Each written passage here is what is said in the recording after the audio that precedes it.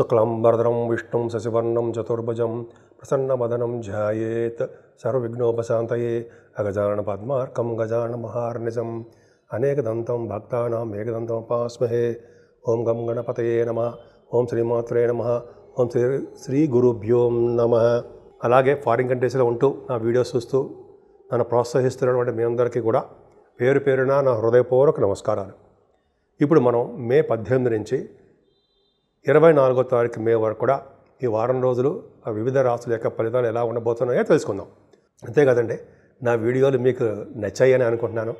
మీకు నచ్చినట్టయితే మీరు లైక్ చేయండి, షేర్ చేయండి, సబ్స్క్రైబ్ చేయండి. నా పేరు వాడిరి ఆదినారాయణరావు శర్మ. మీనరాశి వాళ్ళకి శని రాహువులు ఉండడం వల్ల, శుక్రుడు కూడా ఉండడం వల్ల యోగ్యత కలుగుతుండే బాగానే ఉంటుందండి. జనరల్గా అంటే కష్టపడితే కానీ మీరు సక్సెస్ కాలేరు.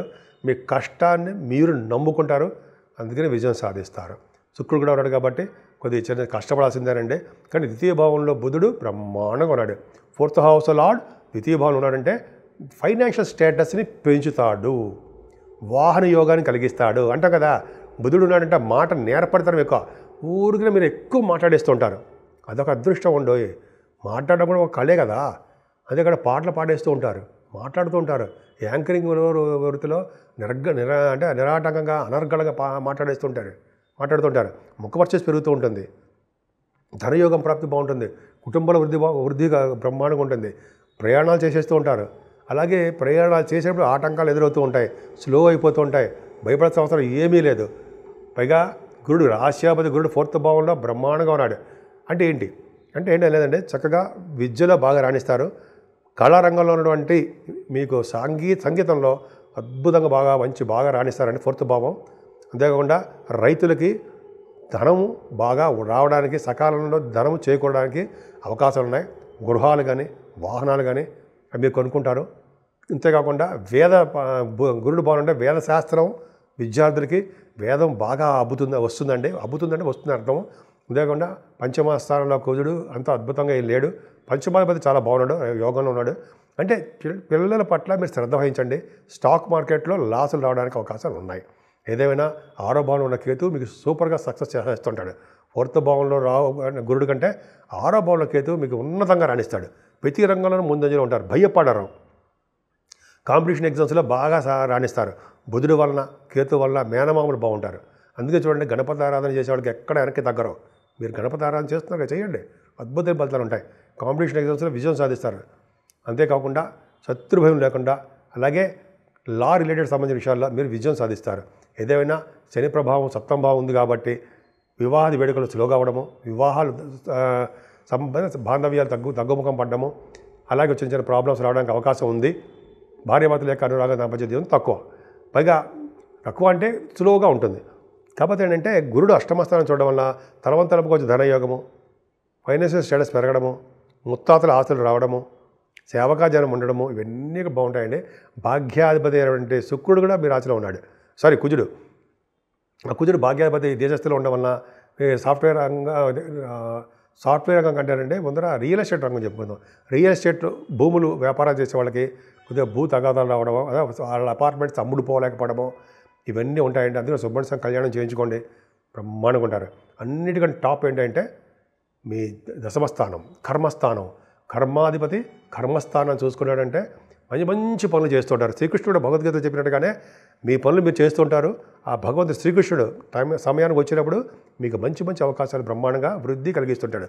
భాగ్యస్థానము మీకు ఎంత అంటే నేను చెప్పేది ఏంటంటే అష్టమస్థానం ఎంత బాగుందో దశమస్థానం కూడా అంతే బాగుందండి. కొద్ది శని దృష్టి ఉన్నప్పటికీ భయపడాల్సిన అవసరం లేదు. ముఖ్యంగా వేదశాస్త్ర పండితులకి, ఆగమశాస్త్ర పండితులకి, అలాగే బ్యాంకింగ్ రంగంలో ఉన్న వాళ్ళకి, అలాగే మీరు ఎడ్యుకేషన్ సంస్థలో ఉన్న వాళ్ళకి, ఆడిటర్స్కి చాలా బాగుంటుందండి. బ్రహ్మాండంగా మీరు ఉద్యోగాల్లో మీరు ఏ ఉద్యోగం చేస్తున్నా ఆ ఉద్యోగంలో రాణింపు ఉంటుంది. అలాగే చంద్రరాహుల వల్ల ప్రయాణాలు అధికంగా ఉంటాయి మీకు. 12వ భావానికి కూడా గురుదృష్టి ఉంది కాబట్టి రాహు వల్ల వచ్చే దోషాలు చాలా మటుకు కంట్రోల్ అయిపోతూ ఉంటాయి. అది అదృష్టం. పై చంద్రరాహులు ఉన్నారు కాబట్టి ప్రయాణాలు తప్పదండి, మీకు సన్మానాలు జరుగుతుంటాయి. ఏదైనా రాహు కేతుల మధ్యలో మీ ప్లానెట్స్ అని ఉండిపోయాయి.